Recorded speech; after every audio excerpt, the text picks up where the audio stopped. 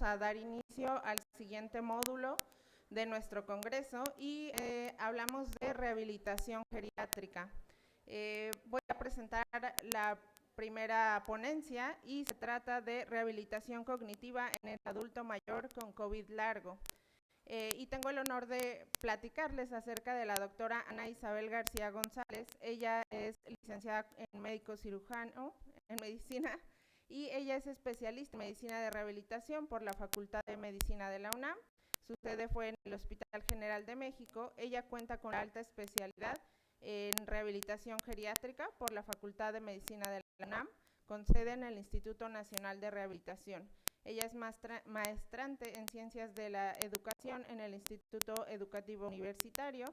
Está certificada por el Consejo Mexicano de Medicina de Rehabilitación y es médico especialista en rehabilitación en el Hospital General de México, en la Ciudad de México, y es profesora adjunta del Seminario de Rehabilitación Geriátrica de los residentes de Medicina de Rehabilitación en la Unidad de Medicina Física y Rehabilitación Región Centro del IMSS, el Instituto Mexicano del Seguro Social. Bienvenida, doctora. Sí. Muchas gracias, doctora. Gracias a todos por la invitación a este congreso y por su asistencia. Vamos a hablar un poquito acerca de un tema que creo que no estamos muchas veces en rehabilitación tan inmersos, que son las secuelas del COVID largo. En inactividad, y si es necesario empezar a ver si se puede dar. Con la idea de que los pacientes, si sobrevivían, ya se habían recuperado. Y en general en el mundo hay un número muy importante, como se van a dar cuenta, de personas que a pesar de que ya han pasado más de 4 años de que inició este evento, siguen teniendo problemas. Y parte de los problemas que se mantienen a largo plazo son los cognitivos. Y esto es tan importante que la OMS ya le dio una definición. Lo podemos encontrar como síndrome post-COVID, COVID largo o long COVID. Y es la continuación de nuevos síntomas o de los mismos síntomas del COVID 3 meses después de la infección inicial. Y estos síntomas van a tener una duración mayor a 2 meses. Y algo muy importante, no tienen otra explicación. Y esto se van a dar cuenta más adelante en cómo vamos a hacer las pruebas de tamizaje para poder detectar el COVID largo. La CDC, que ustedes la conocen en Estados Unidos, dijo que el COVID largo, y esto después de ya haber estudiado múltiples poblaciones, principalmente en Estados Unidos, y más adelante van a ver que esto es en general en el mundo, dice que el COVID largo ocurre con mayor frecuencia en personas que presentaron enfermedad severa por SARS-CoV-2 y retomando un poco lo que estaban hablando los compañeros previos acerca de la rehabilitación respiratoria, son a los que ellos atendieron en las unidades de cuidados intensivos y que sobrevivieron. Y cualquier persona que pueda haber presentado infección por COVID, a ver, aquí, ¿quiénes presentaron infección por COVID algún momento en estos 4 años que me ayuden levantando la mano? Pues, ¿qué creen? Que todos podemos presentar en este momento o haber presentado síntomas de COVID largo. Incluso en los niños está reportado. Hay cifras que nos da la OMS. Dice que son en general más de 200 síntomas los que se han reportado a consecuencia de la infección por COVID. Estos pueden ir de leves a severos. La incidencia es muy variable, dependiendo de los estudios y de los tamizajes que hayan hecho, porque puede ir desde el 10 hasta el 80% de la población que en algún momento tuvimos infección por SARS-CoV-2. La duración de los síntomas puede ir de semanas, meses o años. Y algo muy importante para nosotros como médicos especialistas en rehabilitación es que puede llegar a derivar en una discapacidad. ¿Y por qué discapacidad? Pues lo vamos a ver un poquito más adelante. Aquí les puse una lista en general de los síntomas más frecuentes que se han reportado en el COVID largo. Tenemos los síntomas generales. ¿Alguien tuvo fatiga? A ver, que levante la mano después del COVID. Sí, síntomas que empeoraran después de hacer esfuerzo físico, mental. Regresé a la consulta, regresé a mis actividades y sentía que me cansaba más de lo normal. Me levantaba de la cama y me sentía cansado, cuando ese esfuerzo no debería de haber provocado ningún síntoma. Y hubo pacientes que presentaron disnea, tos, dolor en el pecho, palpitaciones, creo que a todos nos tocó verlos. Síntomas neurológicos, aquí tenemos el listado. Y algo que quiero que no pierdan de vista es la niebla mental, ¿sí? Esta la vamos a tratar un poquito más adelante, pero es esta parte en la que el paciente tiene dificultad para mantener la atención, concentrarse o recordar algunos eventos. Cefalea, problemas para dormir, también hubo muy frecuentemente reportado este síntoma, el insomnio. Había también quien presentaba disautonomía cardíaca, sensación de hormigueo en las extremidades o a veces hasta en la cara, cambios en el olfato o el gusto, depresión o ansiedad. Los síntomas digestivos incluyeron estos que les enlisto aquí y otros síntomas como dolor en las articulaciones, sarpullido, cambios en los ciclos menstruales también estuvieron reportados y algunos los siguen padeciendo. En el adulto mayor, ¿qué pasó con el SARS-CoV-2?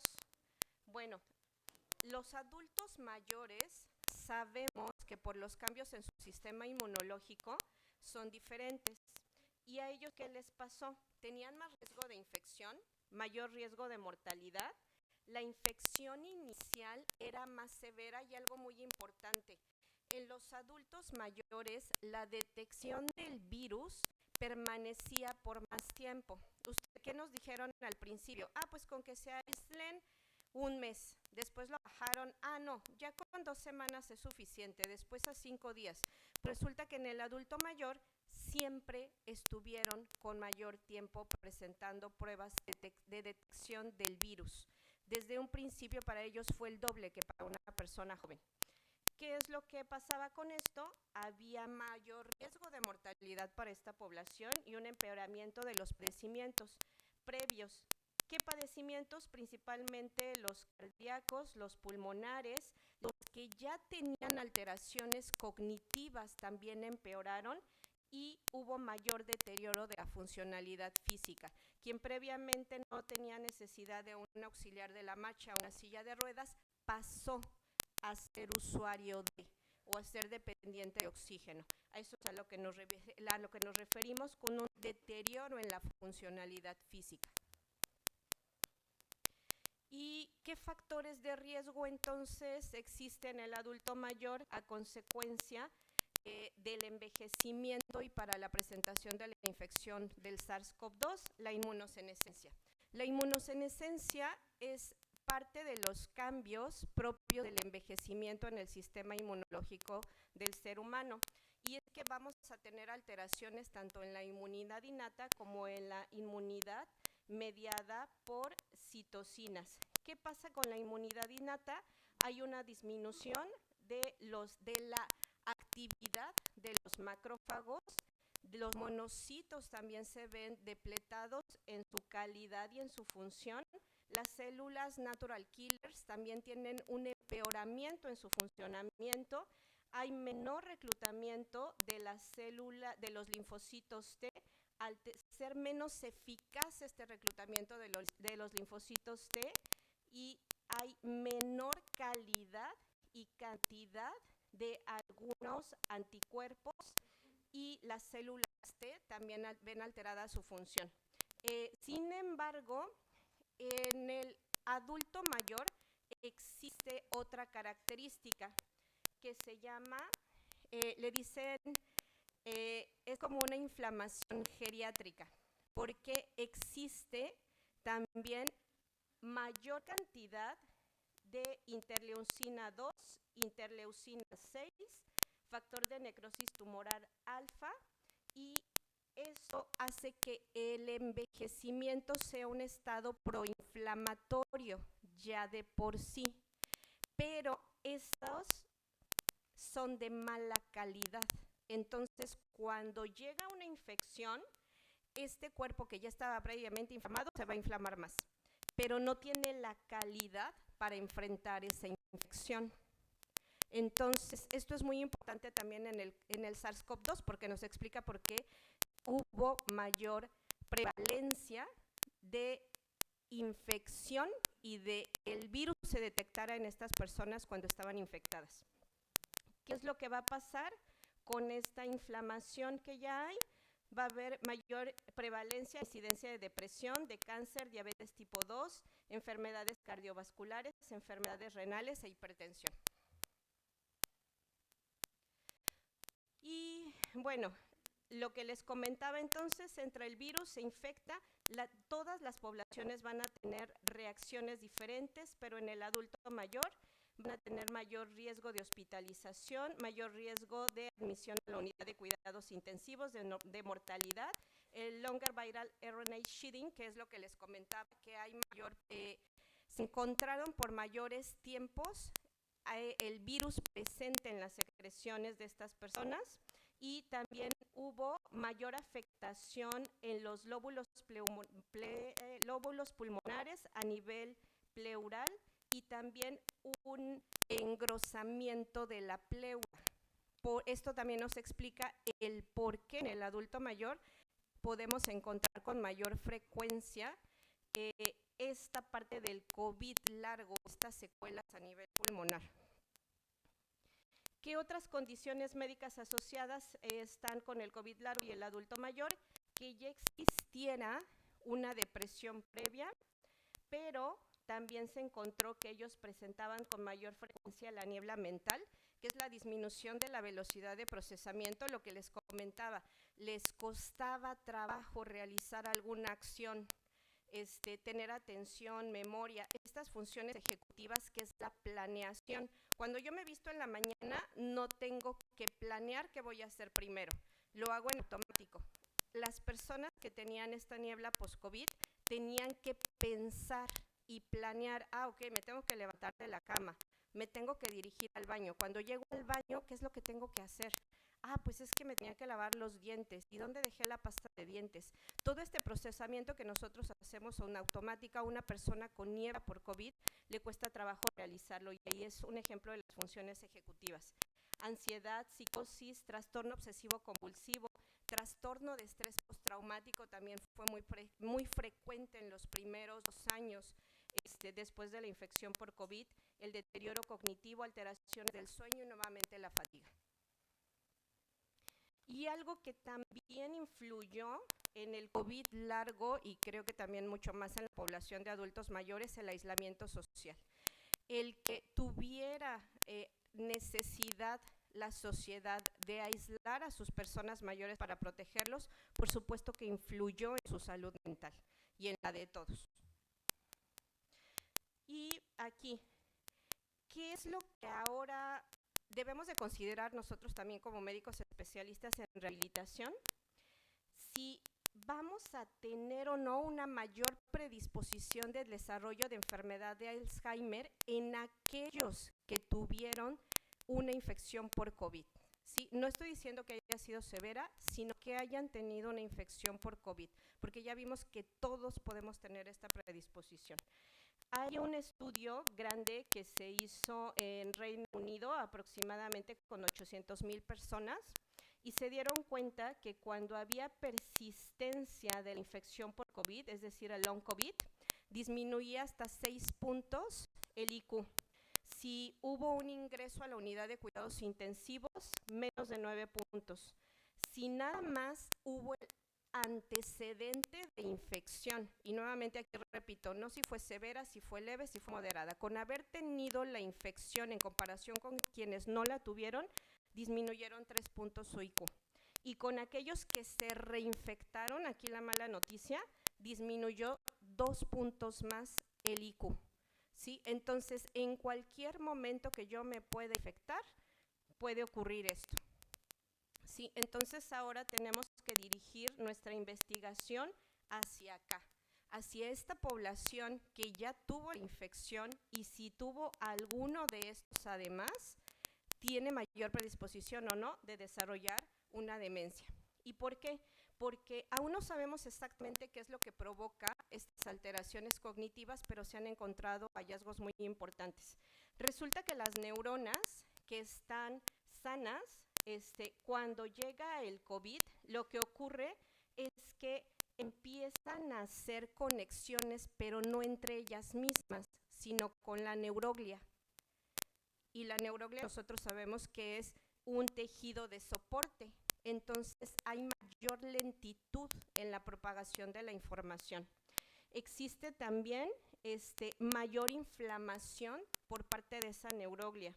Hay hallazgo también de pequeñas microtrombosis a nivel cerebral y además alteraciones en el eje hipotálamo-hipófisis. Entonces, todos estos cambios parece que son los que están relacionados directamente con esa neblina y con las alteraciones cognitivas y que pueden ser a largo plazo. ¿Y qué vamos a hacer nosotros entonces como médicos rehabilitadores? Tenemos que evaluar, estas son las recomendaciones de la Academia Americana de Medicina Física y Rehabilitación, y nos dice que tenemos, uno, tener el antecedente. Después, evaluar si a esos pacientes se les exacerbaron alguno de estos síntomas, dificultades para dormir, si tienen alteraciones en el estado de ánimo como ansiedad, depresión, si tienen trastorno obsesivo compulsivo, lo que decíamos que pueden llevar hasta episodios de estrés postraumático, fatiga, si existen o no alteraciones endocrinas que previamente no estuvieran registradas, si hay alguna enfermedad autoinmune también previamente que no estuviera registrada, porque sabemos que la infección por COVID entonces es también otro estado proinflamatorio y que puede haber detonado otras enfermedades que estuvieran ahí previamente. Si hay o no una adecuada ingesta de nutrientes, y si existen datos de focalización de esa persona que no presentaba previamente antes de la infección por COVID, estoy obligado a mandar a realizar un estudio de imagen, una resonancia magnética y un electroencefalograma. ¿Qué otra cosa? Lo tengo que completar ese análisis de esta persona en la que ya estoy sospechando que tenga un COVID largo, con una biometría hemática, niveles de vitamina B12, tiamina, folato, homocisteína, 25-hidroxivitamina D, magnesio, que tenga un panel, una química sanguínea en general, proteína C reactiva, un perfil tiroideo, que si estoy sospechando de alguna enfermedad reumatológica también solicitar marcadores, una reacción en plasma rápida de la reactina, si estoy sospechando tiene factores de riesgo para sífilis, ferritina. Si voy a considerar los estudios para descartar otras posibles causas. Recuerden que primero tengo que descartar otras enfermedades. Si no encuentro ninguna otra causa, entonces sí puedo estar frente a un caso de COVID largo, pero primero tengo que descartar lo demás. Sí, vamos a hacer entonces también una historia clínica completa, y también algo muy importante en este tipo de pacientes, la calidad de vida. Y para eso también tengo diferentes herramientas que se pueden aplicar, como el Eurocool o el Post-COVID-19 Functional Status Scale, para poderlo hacer. Y como les decía, esto finalmente puede llegar a discapacidad y a que el paciente tenga mayor necesidad de atenciones. Entonces también debo de buscar redes de apoyo para esta persona, especialmente si es un adulto mayor. Y algo muy importante, voy a intervenir y tengo que hacer monitoreo. Y ese monitoreo me va a servir para saber si realmente mi intervención está siendo efectiva o no. ¿Cómo puedo detectarlo en el consultorio? Puedo hacer algunas de las pruebas neuropsicológicas, si aplico un MOCA, y algo importante, el tiempo. Si yo lo hago en el momento, saliendo de la unidad de cuidados intensivos o saliendo del episodio agudo, me van a salir alteradas las pruebas muy probablemente. Pero para hablar de un long COVID, tienen que haber pasado por lo menos 6 meses después de la infección, para aplicar el MOCA o para aplicar el Mini-Mental de Folstein. Y aquí les pongo el puntaje en el que yo estaría sospechando ya de alteraciones. Estos son ejemplos de algunos pacientes a los que les hicimos el mini mental de Folstein. Esto fue en línea mientras estábamos en la pandemia por COVID. Aquí ven por aquí nuestra imagen y las pruebas de los pacientes. Entonces, digamos que no hay pretexto porque lo podemos hacer tanto en la consulta como lo podemos hacer a distancia. Las pruebas otras pruebas neuropsicológicas, ese ya no va a ser nuestro trabajo. Si lo estoy sospechando, lo tengo que derivar con el neuropsicólogo para que le haga una batería completa de estas pruebas. ¿Y qué es lo que yo esperaría que hubiera encontrado el neuropsicólogo? Alteraciones en la atención, en la función ejecutiva, en la memoria episódica, en el lenguaje y en la función visoespacial. El tratamiento del COVID largo se va a centrar entonces en controlar los síntomas, reducir el impacto en las actividades diarias y mejorar la calidad de vida de esa persona, que aquí es donde el médico rehabilitador tiene que estar trabajando en el equipo multidisciplinario. Y de acuerdo a la Organización Mundial de la Salud, nos da estas recomendaciones para el tratamiento. Educación al personal de salud, que es lo que estamos haciendo el día de hoy. Si no lo conozco, no lo sospecho.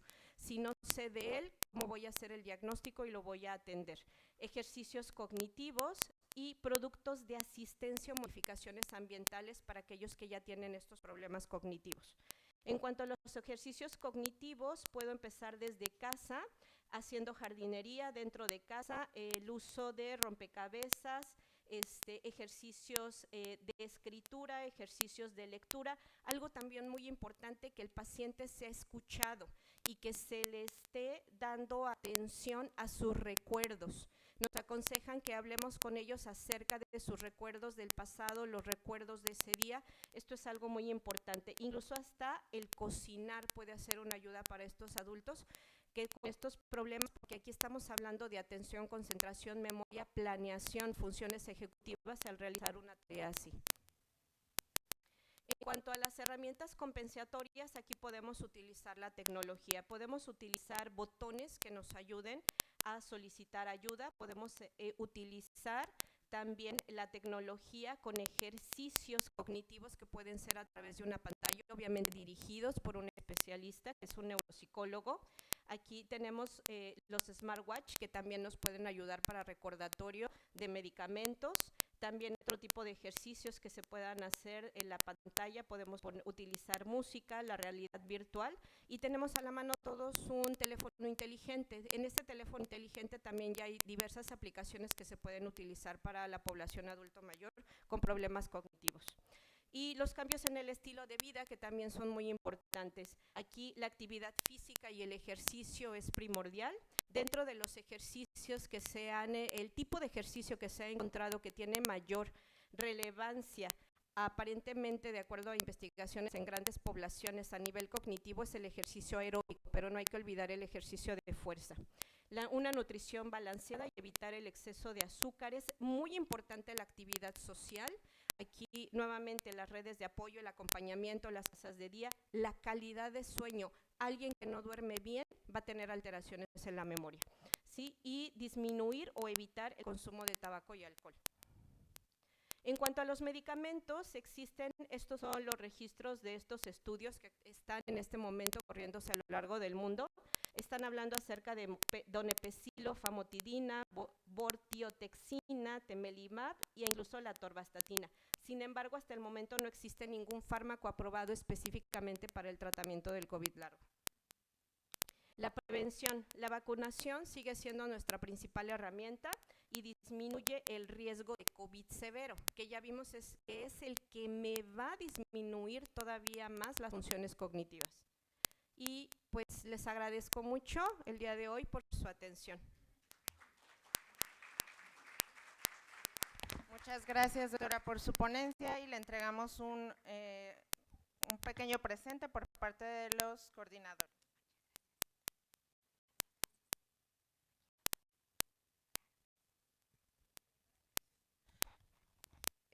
Muchas gracias a todos. Vamos a pasar a la siguiente ponencia, que es acerca de el adulto mayor después del alta en la unidad de cuidados intensivos, y para esto nos va a acompañar el doctor Armando Javier Yáñez Luis.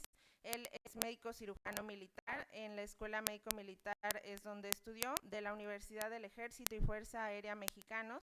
Tiene la especialización y residencia en medicina de rehabilitación en la misma escuela. Cuenta con el posgrado de medicina con alta especialidad en rehabilitación geriátrica. Está certificado por el Consejo Mexicano de Medicina de Rehabilitación y actualmente es médico adscrito al Hospital Central Militar. Adelante, doctor. Gracias, muy buenos días a todas y a todos. Primero que nada, agradecimientos al comité organizador por la invitación.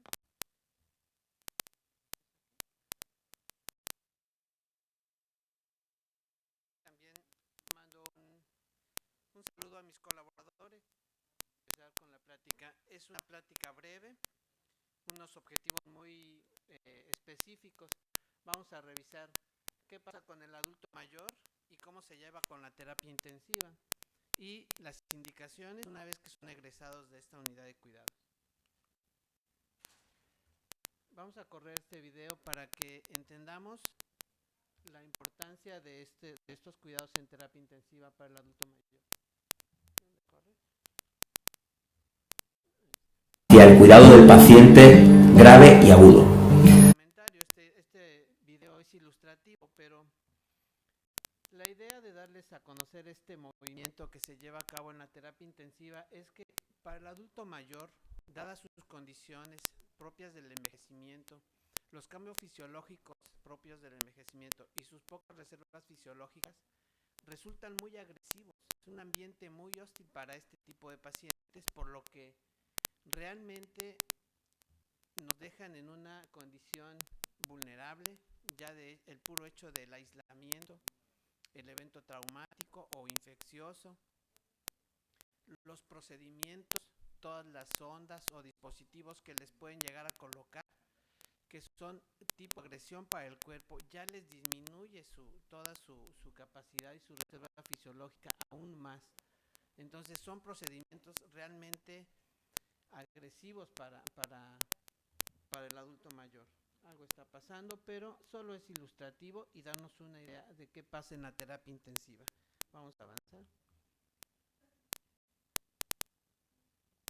Ahí va corriendo.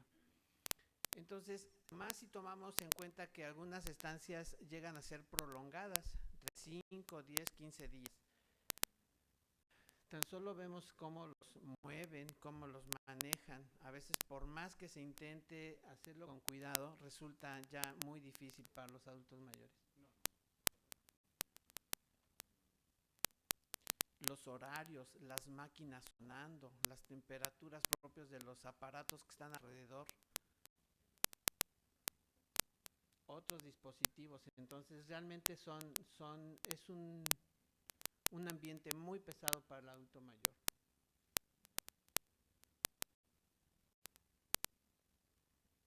Ya va a terminar. Ok, vamos a pasar. Ok, entonces tenemos que los cuidados intensivos es una serie de intervenciones que incluye a un equipo multidisciplinario para la toma de decisiones complejas. Permiten brindar una atención integral al paciente en estado crítico y puede abarcar potencialmente pacientes de casi todas las especialidades médicas, trauma, cirugía, cardiovascular. Y vemos la mortalidad a corto plazo, tanto en UCI como en hospitalización.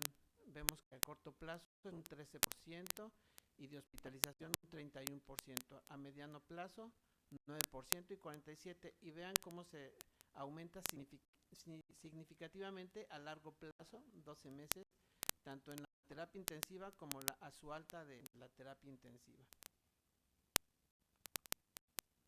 Algunos de los criterios de atención, y la verdad es que si vemos las 4 prioridades, muchas veces al adulto mayor ya lo consideran pacientes que no son candidatos, dado sus condiciones en general, y que quizá no tengan una recuperación adecuada. Normalmente acá se encuentra el paciente joven con trauma que tiene posibilidades de recuperación.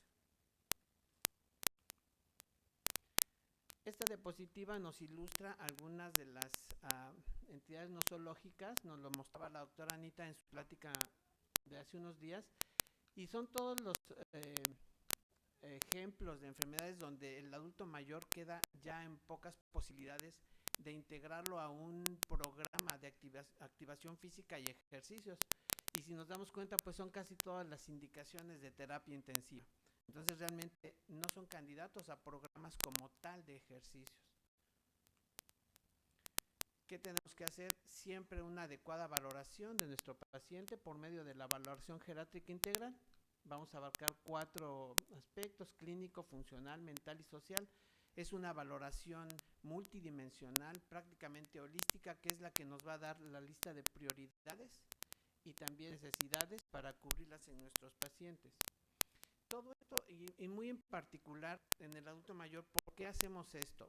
Porque definitivamente necesitamos llegar a un diagnóstico integral. La mayoría, si trabajan en ambiente hospitalario, la mayoría de los pacientes cuando son egresados del hospital solo salen con un diagnóstico nosológico, que muchas veces los da el neurólogo, el neurocirujano. ¿Y qué pasa? La familia se queda con las dudas de qué va a pasar o qué sigue. Ellos a veces piensan, si hablamos de un evento vascular cerebral, piensan que es como una gripe que se va a quitar en 8 días y no saben que va a llevar secuelas o puede llevar secuelas. Entonces, hacer un diagnóstico integral y tomarlo fracción por fracción para explicarles y tomarnos ese tiempo es muy importante. Aquí yo pongo un ejemplo de un diagnóstico integral: paciente femenino, masculino, adulto mayor, muy longevo, hablando de 85 años en adelante, con déficit neurosensorial severo que le condiciona una limitación funcional total, por lo que requiere cuidados permanentes de una persona 24/7 y hasta custodia familiar. Si nosotros nos tomamos el tiempo para explicarle esto a la familia, ellos van a empezar a hacer ya sus esquemas de trabajo en casa. ¿Quién lo va a cuidar? Yo vivo solo con él, pero yo me tengo que ir a trabajar. ¿Cómo tengo que, con quién voy a dejar? Si voy a llamar a alguien de la casa, si voy a contratar cuidador profesional para que le brinde esos cuidados. Entonces, desde ahí, ofrecerles un diagnóstico integral, ellos ya van armando su estrategia para cuando sean egresados.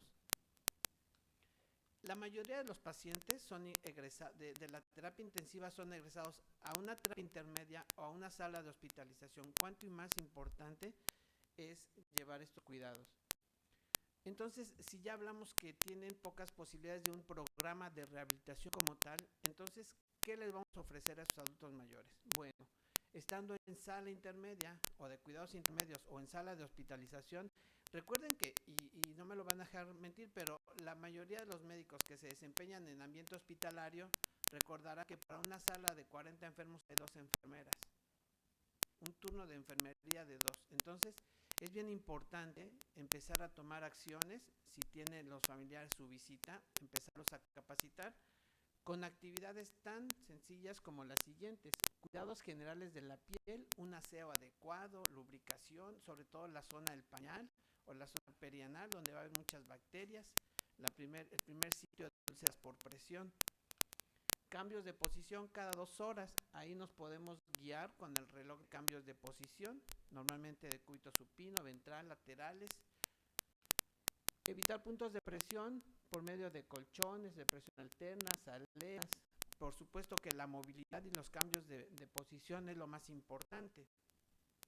Y aquí les voy a pedir un favor: siempre que pasen su visita médica, siempre que anden por ahí visitando enfermos, hágalo intencionadamente. Busquen la sábana clínica de los pacientes y ustedes verán que muchos no lo tienen, y cuando le preguntan a enfermería, ¿qué pasó? ¿Dónde está la sábana clínica? Es que es un medio perfecto para mover a los pacientes, ¿sí? Subirlos, bajarlos, rotarlos. Entonces, busquen su sábana clínica y si no está, pues justamente establecer esas medidas. Asegurar adecuada posición ergonómica, utilizando rollitos de almohada, cilindros posturales, la férula antiequino, pero la anterior, la posterior a veces justamente provoca la úlcera en el talón. La férula para las manos, evitar la flexión de la muñeca. Todos los dispositivos que estén a su mano, y si no, los inventamos, costalitos de arroz o de frijol, para poder darle una adecuada posición a esas articulaciones y que no se deterioren. Empezamos y de acuerdo a cada paciente, pero movilizaciones pasivas, cognitivo asistidas o ya contra resistencia.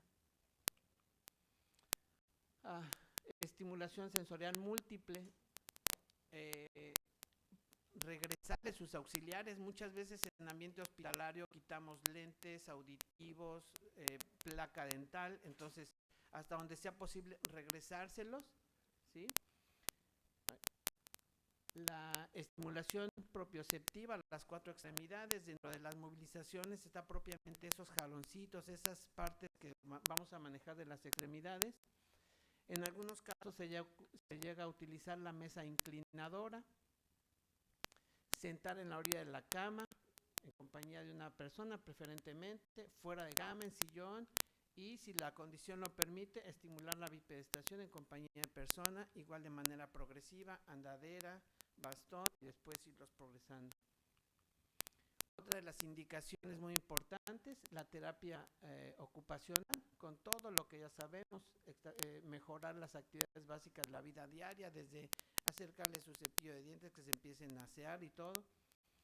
Establecer actividades lúdicas y recreativas, ya lo decía la doctora Anita, empezar con juegos de mesa, con todo lo que se les va a estimular, incluso la estimulación cognitiva, esos juegos de mesa tan prácticos, empezar con crucigramas, empezar a hacer algunos dibujos, incluso mencionaba algunas pruebas como minimetal. Yo aquí les recomiendo que le apliquen la prueba del reloj. La prueba del reloj es una prueba práctica de organización, también es una prueba cognitiva como screening. Se le dan las indicaciones, son muy sencillas. En una hoja blanca dibuje un reloj de manecillas con todos sus elementos, marcando las 11:20. Eso ya le implica una organización, tiene que manifestarlo en un tiempo determinado y tiene una calificación como tal. Entonces también nos orienta mucho para ver cómo está su estado cognitivo. Estando en hospitalización, este punto es muy importante porque establecer las medidas no farmacológicas antidelirium, como establecer horarios, si en la mañana se permite que tengan luz del día, ventilación, que estudien la fecha del día, ubicarlos en tiempo, espacio y persona. Yo les recomiendo mucho el calendario exfoliador, que sea su tarea diaria estar estudiando la fecha, para que estén bien orientados en tiempo. Promover el alta temprana, muy a la usanza de la geriatría. En los hospitales donde se tiene un buen servicio de geriatría, tienen un modo de trabajar que llaman equipo móvil. Es un equipo de geriatras, hablando del geriatra internista, ortogeriatra, psicogeriatra, donde van a visitar las salas de hospitalización y que son de alto impacto en adultos mayores, como cirugías, ortopedias, ¿sí?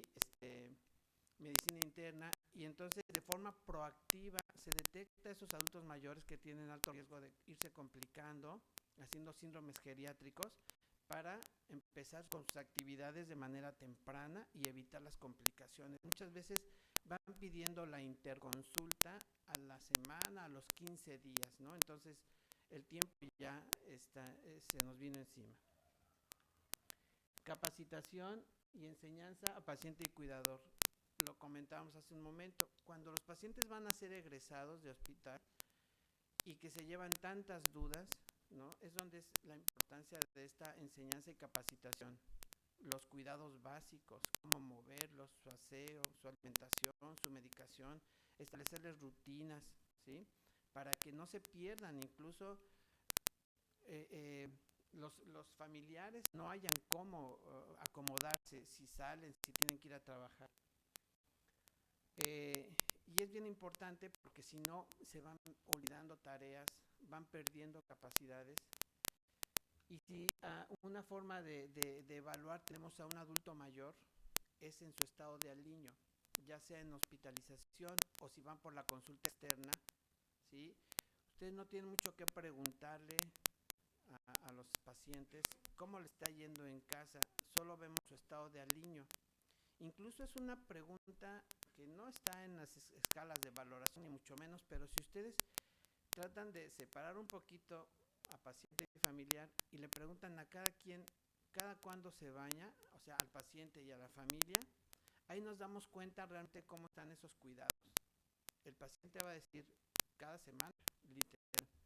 Y los familiares dicen no, diario. Entonces hay una discrepancia y es donde tenemos que poner mucha atención para que estén con sus indicaciones bien establecidas.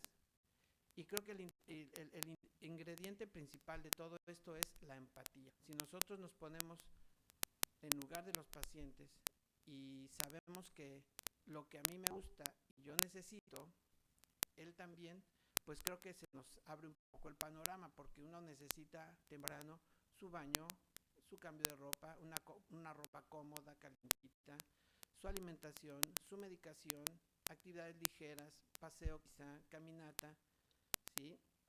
Y entonces uno tiene ahí ya una idea de cómo llevar estas necesidades de los adultos mayores. Al final de cuentas, es indispensable que se organicen estos cuidados, porque si no se van perdiendo. La persona que está cuidando se frustra.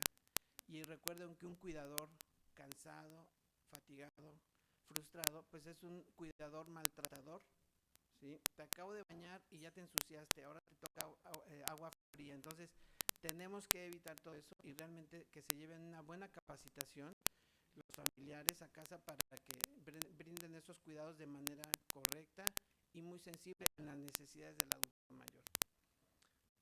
Es la última, hasta aquí. Gracias por su atención y cualquier duda en la mesa.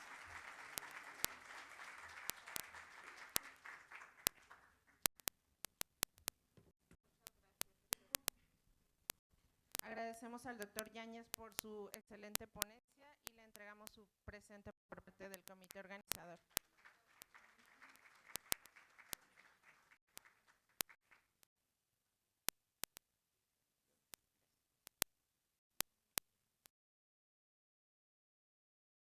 Bueno, muy bien. Les voy a presentar la siguiente ponencia. Tuvimos ahí unos ajustes en el programa, pero seguro les van a encantar también. Voy a presentarles, tengo el honor de hablarles del doctor Gustavo Boca Peralta.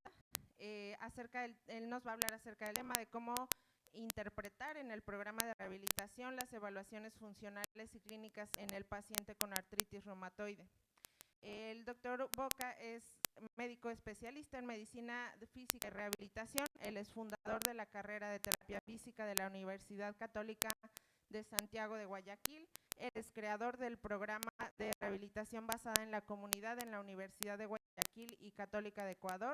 Es director del Centro de Rehabilitación del Adulto e Infantil y es expresidente de la Sociedad Ecuatoriana de Medicina Física y Rehabilitación y también de la Asociación Médica Latinoamericana de Rehabilitación. Es socio fundador de la Sociedad Latinoamericana de Medicina Manual y Ortopédica. Sabemos que cuenta con publicaciones de capítulos de libros, trabajos científicos publicados ya en Ecuador, en México, en Colombia. Y bueno, lo conocemos por sus múltiples charlas y ponencias en talleres en 27 ciudades de 17 países, América del Sur, Centroamérica y Norteamérica y Europa. Adelante, doctor Boca.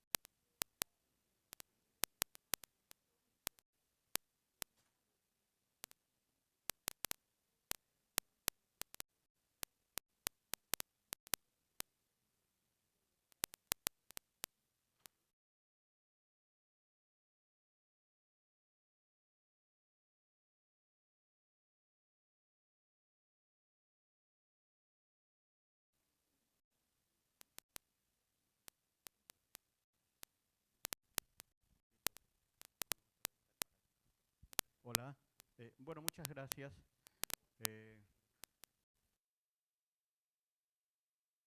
invitación de hablar, por permitirnos presentar esta ponencia. Un poquito para aclarar lo que vamos a presentar. Lo que vamos a presentar creo que todos los conocemos. Conocemos la evaluación que se hace en reumatología, conocemos la evaluación que hacemos nosotros los fisiatras. Lo que yo vengo a poner aquí en consideración es de cómo interpretar desde nuestro punto de vista de rehabilitadores esa evaluación que se hace en reumatología. ¿Y por qué lo traigo a colación? En lo personal hemos hecho un estudio de todas las evaluaciones funcionales que tienen en reumato. En realidad, si me dicen si nos sirve o no a nosotros, eso es lo que quiero yo presentar. Cuando terminemos la charla, cada uno de ustedes interpretará qué tanto nos ayuda a hacer las evaluaciones en reumatología en nuestra área, o si nosotros como fisiatra adaptamos nuestra propia evaluación, porque nuestra área es diferente. Nosotros no podemos hacer la misma evaluación que hace el clínico reumatólogo, porque nuestra visión es distinta. Pero lo voy a presentar cómo podemos llegar a nuestra interpretación en rehabilitación aplicando esto y dando mi opinión sobre esta evaluación que hacen en reumatología, que está validada como en 60 países. Sí, pero lo que no sé si está validada para nosotros. Y ya la vamos a explicar. No avanza.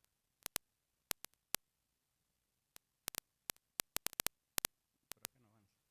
Ay, a ver, a ver. Entonces usted me lo va a pasar porque no avanza. Ahí. Ya. Mire, bueno, vamos a comenzar con el concepto. Cuando nosotros damos clases y le explicamos a los residentes, a las áreas de terapia, porque siempre me preguntan, doctor, ¿cómo hacemos para llegar a saber qué hacemos un paciente en rehabilitación? Yo les digo, la cosa no es tan complicada. Incluso si nosotros interpretamos hasta el mismo concepto, ¿verdad? Cuando nosotros tenemos el concepto de la patología, podemos nosotros en rehabilitación, que es nuestra ventaja, de ir ya planificando qué puedo hacer o qué paciente voy a tener adelante para yo hacer mi programa de rehabilitación. El concepto, que lo conocemos todos, la artritis reumatoide es una enfermedad autoinmune sistémica de carácter inflamatorio y crónico. Cuando yo hablo de sistémica, estoy hablando de que es una enfermedad que me compromete órganos internos, por lo tanto tengo que hacer una evaluación especial con este paciente, ver cómo está la parte respiratoria, cardíaca, etcétera, porque esa es la idea. Me dice que es de carácter inflamatorio y crónico. Pienso yo como rehabilitador que voy a tener un paciente que me hace edemas, que me hace dolor, que me hace limitación funcional. Y por lo tanto yo ya voy enfocándome a qué es lo que quiero hacer. Y quiero que se vaya entendiendo lo que voy diciendo para explicarles por qué yo tengo mis diferencias con las evaluaciones que normalmente nos aparecen en los libros. Presenta predilección por articulaciones, siendo la membrana sinovial la primera estructura comprometida. Con posterioridad se extiende a los elementos colindantes, alterando cartílago, ligamentos, cápsulas y hueso. Si se altera cartílago, se altera ligamentos, se alteran tendones, estamos hablando que hay inestabilidad articular. Por lo tanto, voy a tener en ese programa algún plan para mejorar la estabilidad articular, para recuperar función. Vieron, solamente con el concepto en clínica, el rehabilitador tiene esa ventaja que puede interpretar llevándolo al campo nuestro. Y no estoy criticando por si acaso a los clínicos, no a los reumatólogos, sea aquí un colega con todo el respeto. Estamos hablando de qué debemos hacer nosotros para que ese paciente tenga el mejor plan de rehabilitación en un problema reumático. Y en este caso, artritis reumatoide. Recordemos los criterios de la ACR. ¿Qué nos dice? Que el paciente tiene rigidez matinal de más de 1 hora, tiene artritis de 3 o más áreas en forma simultánea, observada por un médico, artritis de articulación de mano, carpo, metacarpofalángica, interfalángicas proximales. Esto también me está dando un dato, quiere decir que se compromete mucho la articulación de las manos y por tanto ese paciente va a tener una disfunción importante. Acuérdense que nosotros en la parte funcional, si nosotros tenemos nuestro miembro superior, nos sirve mucho más si estamos afectados de miembros inferiores. Así yo digo, un parapléjico, por ejemplo, puede hacer un montón de actividades que aquel que no es parapléjico pero tiene problemas de miembros superiores. Entonces tenemos esta afectación. Hay artritis simétrica, o los reumatoides y hallazgos radiológicos en manos. ¿Cómo evaluamos el paciente con artritis reumatoide? Y esto es lo que quería presentar. Esta es la evaluación que normalmente nosotros vamos a leer que se hace en reumatología. En reumatología revisan la actividad de la enfermedad a través de lo que se pide en laboratorio para ver reactantes de fase aguda, ¿verdad? Ellos también hacen evaluaciones funcionales, pero diferente a lo que hacemos nosotros. Ven un daño estructural y ven calidad de vida a través de unos autocuestionarios que los vamos a revisar. En rehabilitación hacemos evaluación clínica. Nosotros trabajamos en esto y no tenemos que olvidar el terreno biológico, el daño estructural y signos de daño potencial y evaluación funcional. Esto es lo que en rehabilitación nosotros deberíamos y debemos hacer para que tengamos más claro el panorama del programa de rehabilitación. Obviamente la evaluación clínica, el terreno biológico ya lo vamos a explicar, pero esto es a mi criterio lo que nosotros tenemos que ver en rehabilitación. Sí difiere un poco de lo que hace acá el reumatólogo, porque ese reumatólogo es clínico y está viendo si hay actividad, si hay dolor, si la función mejoró o no. En rehabilitación, ¿qué debemos de hacer? El anamnesis, donde debemos de incluir el dolor para saber qué tipo de dolor, cuánto tiempo, etcétera. Nosotros planificar sobre eso que vamos a hacer. Una breve historia social que generalmente no las hacen, a veces ni nosotros en rehabilitación la hacemos, pero es fundamental. Acuérdense que nosotros en rehabilitación somos alópatas y también somos holísticos. Rehabilitación tiene un abanico enorme para hacer y tenemos que conocer el paciente porque a la larga es un paciente que va a ser discapacidad. Evaluación por aparatos, acuérdense que decíamos que era sistémico. Una inspección debe ser estática, dinámica, donde evaluamos marcha y postura. Palpación por planos musculares, desde la parte superficial a la más profunda. Movilidad pasiva, activa, hacemos volumetría. Esto nosotros le agregamos y esto no lo ven en las otras áreas. Y si alguien me lo discute, no lo ven, porque conozco cómo hacen la evaluación. Tengo la suerte de estar en 2 sociedades, tanto fisiatría como reumato, y contacto con la gente de traumato. No examinan el control motor, que para nosotros es fundamental. Maniobras especiales, evaluación de la piel, evaluación neural. Esto también lo hacemos, recuento de articulaciones dolorosas, reactantes de fase aguda, que lo pide el médico reumatólogo para ver en qué condición está el paciente, que si nos sirve a nosotros, tal vez sí, como médico lo podemos revisar, pero en la parte de rehabilitación nosotros tenemos otros signos y síntomas que debemos encontrar para saber si ese paciente en verdad está para nosotros en el área de rehabilitación en una fase aguda. Cuestionario de enfermedades y de autoevaluación. Esto es lo que normalmente se hace en evaluación clínica. Esta es otra evaluación que hacen también en reumatología, que es el índice de Foot, que es un índice mucho más reducido, porque la otra es más de 60 articulaciones. Aquí observan 28 articulaciones, que es de hombro, codos, carpo, metacarpofalángicas, interfalángicas proximales y rodillas. Y verán ustedes que no toman en cuenta cadera y tobillos. Nosotros los fisiatras debemos abarcar más allá. ¿Por qué? Porque hay también inestabilidad en miembros inferiores, hay inestabilidad en tobillos, en miembros, en cadera, y debemos tomar en cuenta si queremos nosotros armonizar el tratamiento que hacemos en rehabilitación. Entonces ahí vamos nosotros agregando lo que nosotros deberíamos hacer. Luego vienen las evaluaciones, y esto es lo que yo les decía, esto no puede faltar en la evaluación del médico fisiatra. Por eso les decía, y esto ni siquiera lo pongo como interpretación, porque esa evaluación la hacemos nosotros. ¿Cuál es el terreno biológico? Usted no puede trabajar en un paciente en rehabilitación si usted no revisa esto. Esto fue muy estudiado por el doctor Mauro Gusardo y su equipo de rehabilitación, el FIC, que tiene un grupo de investigación. ¿Y por qué el terreno biológico? Porque alrededor de esto, ya vamos a ver, alrededor de esto va a estar toda esa parte funcional de rehabilitación que nosotros tenemos que aplicar en nuestro plan como médicos rehabilitadores. Y estudiamos el terreno biológico, donde vemos las cargas tóxicas, que pueden ser mecánicas, estáticas y dinámicas. La parte psíquica, que tiene que ver con el estrés, la química con automedicación e ingesta. Ahora, la artritis reumatoidea, acuérdense que está comprometido el sistema inmune, es un poco diferente a una artrosis, donde hay un problema más mecánico que inmune.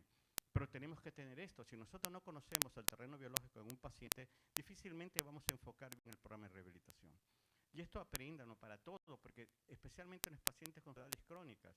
Veamos el terreno biológico. Acuérdense que el 70-80% de los dolores están fuera de las articulaciones, y eso lo pueden revisar, no me lo estoy inventando. Entonces, si no estudiamos esto, lo que está alrededor del paciente, difícilmente vamos a conseguir que ese paciente mejore.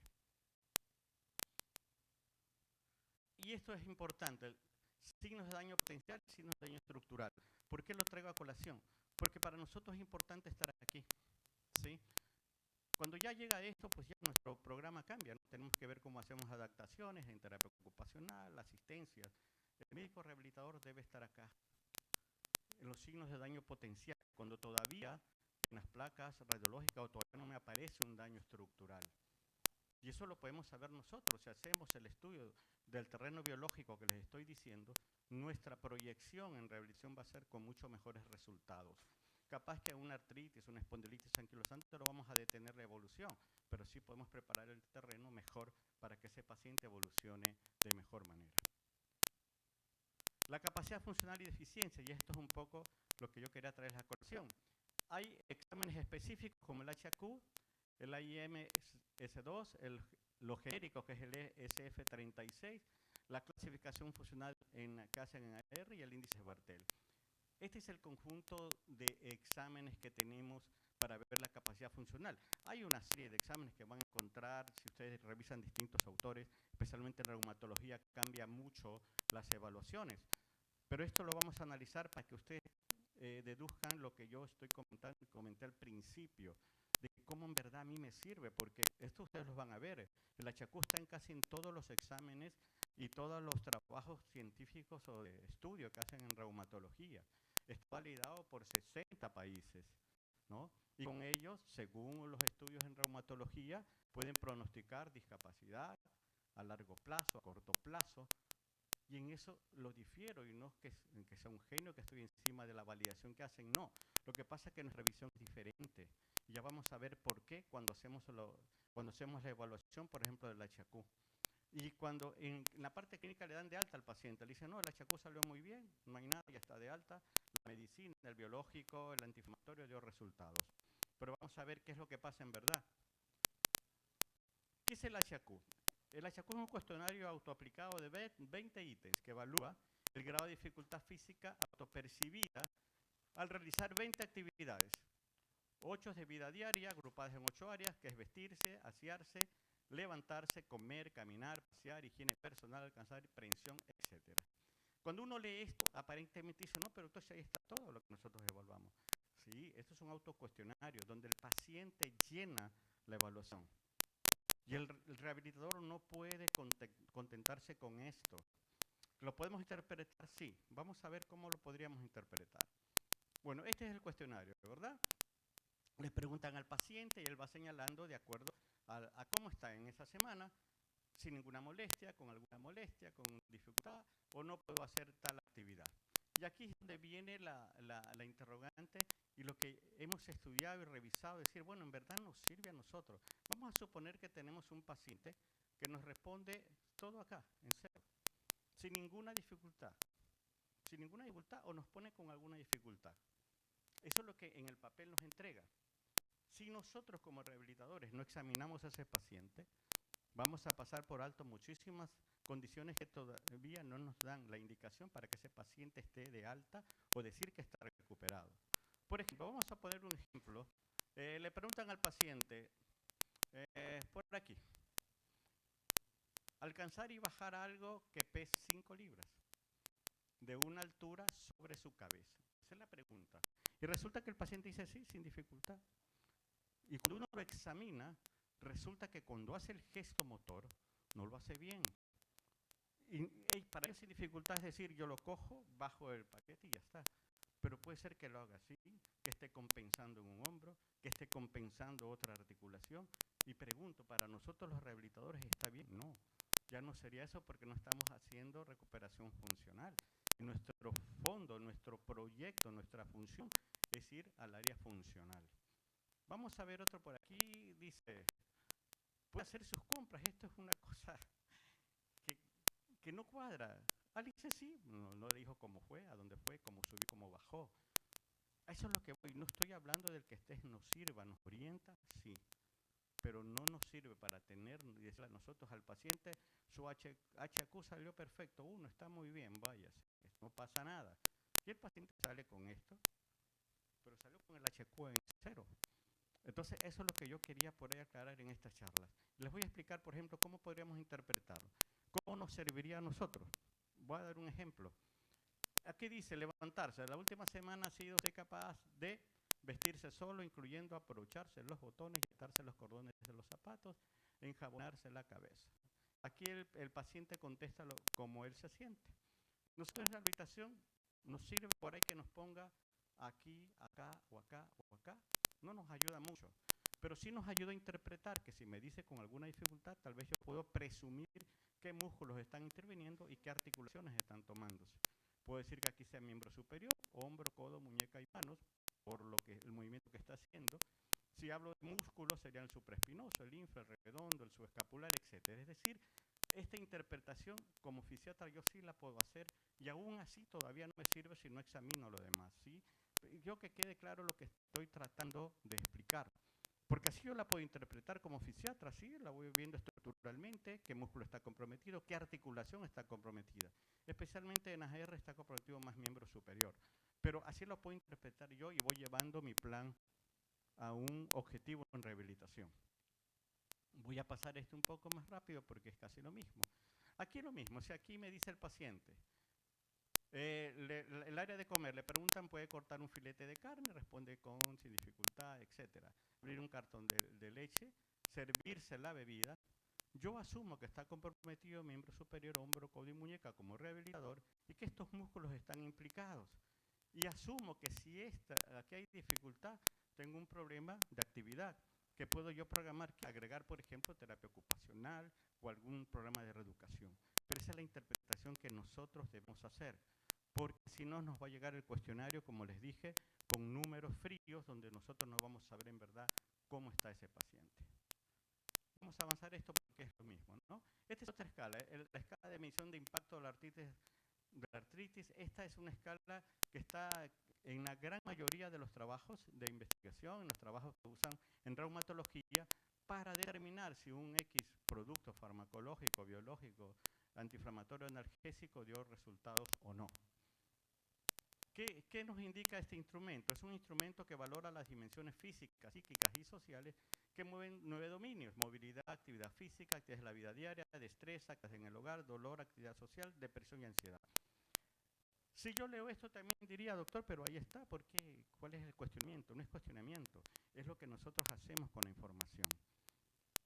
Si nosotros no investigamos los demás, no agregamos lo que nosotros como rehabilitadores tenemos que hacer, no nos va a servir de mucho esta evaluación. Lo que les trato de decir es que cuando el paciente hace estas evaluaciones, para nosotros no nos sirve mucho, si no hacemos lo demás. Esta es la escala de alto impacto, lo mismo, ¿no? Aquí le preguntan al paciente si ha tenido dificultad la mayoría de los días, etc. Por ejemplo, vamos a coger esto. Yo tuve problemas para caminar varias cuadras o subir algunos tramos de la escalera. Sí, que capaz que le pongo, no, ninguno. Insisto, capaz que si yo pongo 2 pacientes aquí, el uno que los 2 pusieron que no tenían problemas para hacer esta actividad. Pero resulta que el uno lo hace bien, con el paso adecuado, con el gesto motor adecuado y el otro no. Nosotros como rehabilitadores podemos darle de alta a ese paciente y decir, señor, ya está bien recuperado porque este test me ha respondido que sí, cambió en los meses que lo he tratado. No. Tenemos que hacer un examen personalizado con cada paciente. Revisar lo que les decía. Más que todo gesto y control motor, que es lo que nos da un índice de más o menos cómo está ese paciente, si en verdad ahí sí podemos igualar la información. Si los 2 me dicen que pueden hacer y veo que los 2 tienen el mismo gesto motor, el mismo control motor, perfecto. Que puede hacer sus actividades, bien. Pero eso, por eso le decía, tenemos que interpretar bien lo que nos dicen. Por ejemplo, acá hay otro ejemplo. Dice, necesitó ayuda para vestirse. Si me dice que hubo alguna dificultad, tampoco me está diciendo mucho. Tuvo dificultad, no sé cómo se está vistiendo bien, está haciendo el gesto bien. A eso es lo que me quería referir con esto que le estoy pasando. Porque he visto que muchos trabajos, incluso en rehabilitación y en fisiatría, los presentan como índice de que ese paciente tuvo una muy buena evolución y está muy bien porque el HQ y el impacto de artritis salió en 1. No me está diciendo mayor cosa si en verdad queremos hacer las cosas como en rehabilitación deberíamos hacerlas. Esto también lo pongo a colación porque esto me ayuda un poco más. Yo les estoy pasando esto más allá de lo que yo puedo explicar, la experiencia que tengo. Tenemos años trabajando con pacientes reumáticos y esto sí me ayuda un poco porque es más sencillo, más simple, y les voy a explicar. Porque resulta que la capacidad 1, ¿qué me dice la capacidad completa para ABD, capacidad para cuidado personal y laboral con limitación para no laborales, capacidad para cuidado personal e incapacidad para actividad? Con esto por lo menos tengo una idea en cuanto a la vida diaria, pero aún así necesito llevarla al campo de la evaluación, porque si no me quedo ahí, pero sí me puede dar una idea de cómo está ese paciente, qué tan limitado está para, por allá lo engloba, y si es la vida diaria, no me está especificando como el otro, que si comió, que se alzó el brazo, que se lo puso acá.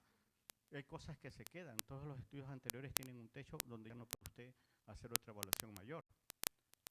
Otra cosa que a mí, en lo personal, me ayuda es el índice de Barthel, que si bien es cierto, no es específico para la artritis, pero sí nos ayuda también a tener una evaluación más clara del índice funcional. El Barthel es un índice o escala de Barthel, también conocido como índice de discapacidad de Maryland, debido a sus orígenes. Este es un instrumento de evaluación aplicado por profesionales sociosanitarios con el objetivo de medir y valorar el grado de independencia personal a la hora de realizar 10 tareas básicas de la vida diaria en función de si necesita ayuda o llevarlas a cabo o es independiente. Esto me ayuda un poco porque me ayuda a tener una idea de qué tan independiente es ese paciente en manera global. Yo puedo saber si está dependiendo, si todavía es un paciente completamente dependiente o no. No es específico para artritis, no es específico porque incluso lo han usado en evaluaciones en el Ministerio de Inclusión en Ecuador, lo usan para hacer evaluaciones de pacientes con determinadas condiciones sociales incluso, pero nos ayuda. Entonces vamos a ir sumando lo que yo he puesto y con lo que nosotros evaluamos el paciente. Por ejemplo, entonces, para ir concluyendo, porque ya el tiempo se nos fue, ¿qué es lo que quería transmitirle? ¿Han visto las evaluaciones que he puesto? No quiero que se vean con la idea de que no sirven, no es que no sirven. Lo que pasa es que nosotros tenemos que tener nuestra propia evaluación. Y si usted busca, va a encontrar variedades. Uno habla de ergonometría, él habla de uno de otro, de aquí. Pero yo creo que nosotros los rehabilitadores debemos enfocarnos en lo que queremos y tener esos aportes, sí, como lo podemos tener en evaluaciones neurológicas o de otras áreas. Pero tenemos que aportar lo que nosotros sabemos hacer como especialistas, porque si nos quedamos solamente con este cuestionario, yo les puedo tener aquí, ya no alcancé por tiempo, pues teníamos video de pacientes que los dos contestaron los cuestionarios y en los dos a usted le van a poner que están en uno dice, no, está muy bien. Sin embargo, los dos no pueden hacer la misma actividad de la misma manera, quiere decir que todavía nos falta algo como trabajar ahí para recuperar funcionalmente al paciente, que es lo que queremos.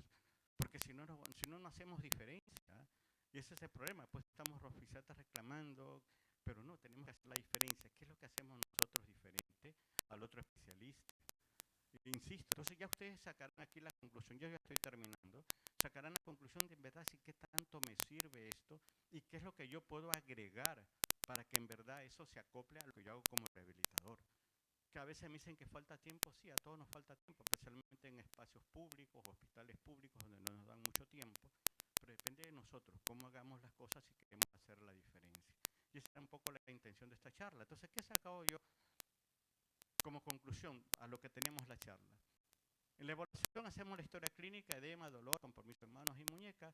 En la interpretación en rehabilitación lo llevo al límite funcional, a la escala del dolor y el número de articulaciones comprometidas. Pero un poco resumiendo lo que les he explicado. Que el HQ en un promedio de deficiencia moderada, ¿me sirve? No. ¿Cómo lo interpreto? Tengo que ir a evaluar control motor, gesto motor, articulación y músculos comprometidos. Si quiero en verdad saber si esto que estoy haciendo en verdad tiene relación con mi programa de interpretación en rehabilitación. El impacto de la R sobre la calidad de vida diaria, yo lo llevo a esto, evaluar la capacidad funcional, resistencia, fuerza y ayudas técnicas. El terreno biológico, analizo cargas. En el índice de Barthel, me voy a actividades de la vida diaria o al área de terapia ocupacional. Más o menos este es un resumen de cómo yo puedo interpretar todas estas evaluaciones que se nos presentan. Yo creo que los fisiatras tenemos que tener nuestro propio índice de evaluación, nuestro propio sistema de evaluación. Cuando hagamos hacemos eso, pero ya propio, porque siempre en los trabajos aparecen lo que hacen en las otras áreas. Siempre aparecen en los estudios, todo está el HAQ, lo mencionan, etcétera. Es más, muchos trabajos con el HAQ predicen la discapacidad y no se puede, no se puede. Si vamos al concepto de discapacidad, no se puede. No hablo mucho porque por ahí nos van a matar los reumatólogos, ¿no? Pero es que es la verdad. ¿Cómo usted puede decirle a un paciente así, me sucedió un HAQ de 2 si yo no he hecho lo demás? No he visto el gesto motor, no he visto cómo está funcionando, no puedo pronosticar que va a tener más discapacidad. A lo mucho el HAQ me evalúa la deficiencia, si sabemos bien los conceptos. Deficiencia estructural, discapacidad es otro concepto, biopsicosocial, que no me lo pone el HAQ. Eso por ahí quería transmitirlo. Aquí ya termino, no se preocupe que ya termino. Entonces, teniendo ya esta interpretación, ¿qué es lo que hago? Lo llevo al campo de mi programa de rehabilitación. Estas escalas que ven aquí no las he diseñado yo, es un estudio del doctor Mauro Busardo, que lo han visto aquí en las charlas, y el equipo de FIC. Yo lo adapté un poco a lo que hago yo y con lo que hacemos en rehabilitación. Entonces, cuando usted tiene ya estructurado el paciente, ha visto todo lo que le digo, cuestionarios, más el examen nuestro como fisiatras, usted ya puede interpretarlo y llevarlo al campo de la rehabilitación. Y lo puede separar en escalas. Tiene un primer escalón, segundo, tercero, cuarto, quinto y sexto escalón. Y aquí, entonces, ya con toda nuestra evaluación funcional y clínica, vamos a hacer la propuesta en rehabilitación. Podemos trabajar con cargas tóxicas, que en reumatología y en artritis cambian porque son diferentes a las cargas mecánicas que tenemos en artrosis o en otras enfermedades degenerativas. Tengo que ver si hay cargas químicas, psíquicas o mecánicas. Y en estas cargas psíquicas, en el área de artritis reumatoide específicamente, en cuanto a los químicos, tiene que ver con aquellos tóxicos que me afectan más el sistema inmune, con aquello que me desequilibra mi biótica, con aquello que me estresa o me aumenta las causas por las que puedo hacer una crisis o trastornos mecánicos dentro de la articulación. En el segundo escalón pongo la rehabilitación funcional. Si aquí tengo problemas de química por mala alimentación inadecuada, en el escalón 2 voy a poner medidas para compensar eso, dar antioxidantes, mejorar las condiciones químicas de ese paciente que tienen que ver en rehabilitación. Tengo que ver el área funcional, cómo mejorar la parte mecánica, haciendo ejercicios terapéuticos de control motor, depende de lo que encuentre en el paciente. Un tercer escalón habla de la desensibilización, y esto ya lo podemos aplicar en los demás programas de rehabilitación. Pues acuérdense que el paciente sensibiliza y hace dolor, hace sensibilizaciones periféricas. Bueno, ahí tenemos alternativas, lo son, la punción seca, lo que ustedes quieran aplicar. El otro cuarto escalón es medicina regenerativa, que en la artritis reumatoide hay que saberla aplicar bien porque hay un proceso inflamatorio en curso y hay que saber qué se aplica y cuándo se aplica. Pero tenemos ácido hialurónico, PRP, células madres. Quinto escalón, el dolor, con todos los medios que ya conocemos como fisiatras. Y la última, la integración superior, que tiene que ver con el abordaje cognitivo-conductual, con la inserción, con la inclusión, con el tratamiento psicológico.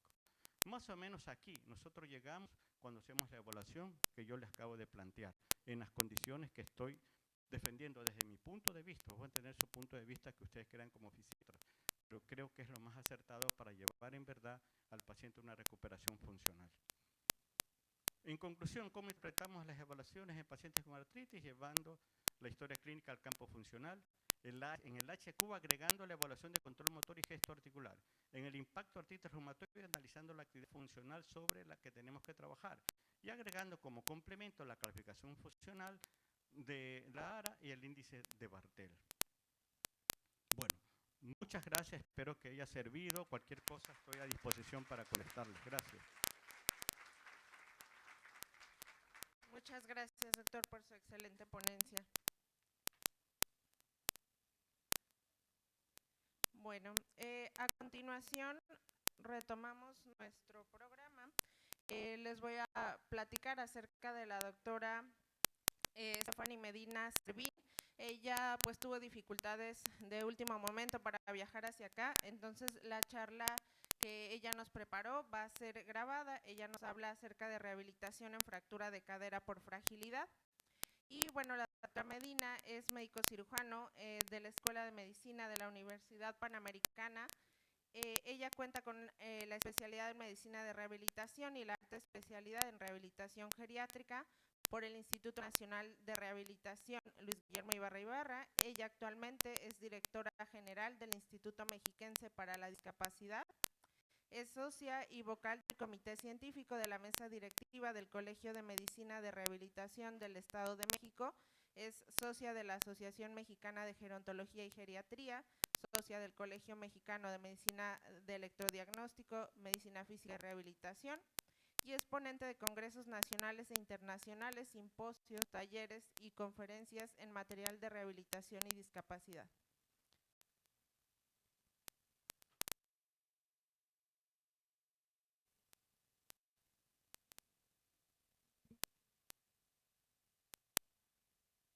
Hola, muy buenas tardes. Soy la doctora Stephanie Medina Servín, de México. Soy especialista en rehabilitación geriátrica y es para mí un verdadero placer estar con ustedes el día de hoy, aunque sea de manera virtual. Tuve algunos conflictos para la realización del viaje, pero los acompaño con todo mi cariño y espero que disfruten mucho las actividades de todo el Congreso. Agradecer al AMLAR por la invitación y sin más vamos a empezar con el tema de rehabilitación de fractura de cadera por fragilidad. Este es un tema por demás importante, ya que las cifras alrededor del mundo son verdaderamente alarmantes. Se dice que es una de las primeras causas de hospitalización en personas mayores y es mucho más frecuente encontrarlo en las mujeres que en los hombres. Pero ven el porcentaje que ha crecido de 1900 y lo que se estima que va a suceder en el 2050. 4.5 millones de personas con este tipo de patologías. Ahora, los factores de riesgo que nos pueden propiciar una fractura de cadera es ser mujer, el sexo femenino, tener más de 50 años, que en nuestra rama familiar, sobre todo materna, tengamos un antecedente de fractura de cadera, que ya hayamos tenido esta situación de un deterioro cognitivo o la dependencia funcional previa a la fractura, o que tengamos un estado de malnutrición, háblese de un índice de masa corporal menor a 19 kilogramos por metro cuadrado y que además tengamos o seamos toxicológicamente activos en el tabaquismo o en el alcoholismo. Los mecanismos de lesión para este tipo de fracturas es importantísimo que sepamos que son por traumatismos de baja energía, ya sea por un choque directo en el trocánter mayor o por tracción en los músculos iliosoas y abductores o por cargas cíclicas como las microfracturas repetidas, ¿no? Y además es importante mencionar que es de importancia que la mortalidad en este tipo de lesiones alcanza hasta el 8% en el ámbito hospitalario, hasta el 30% al año de haber presentado la fractura, un 50% a los 3 años y hasta 70% a los 7 años. Algunos artículos mencionan que hasta los 10 años podemos seguir encontrando este tipo de riesgo. Entonces, hablar de una fractura de cadera en el paciente mayor es hablar básicamente de un síndrome de fragilidad. Hasta la mitad de los pacientes que la presentan este diagnóstico también sumado de síndrome de fragilidad, el cual desde 2001 Linda Fried y colaboradores nos han dado el registro o el fenotipo que tiene este tipo de síndromes, ¿no? Entre ellos es un paciente que vamos a encontrar con la fuerza disminuida, que refiere fatiga, que está activamente más pasivo, que la marcha es lenta, que ha perdido peso y que puede tener algunos resultados adversos, entre ellos la fractura de cadera, ¿no?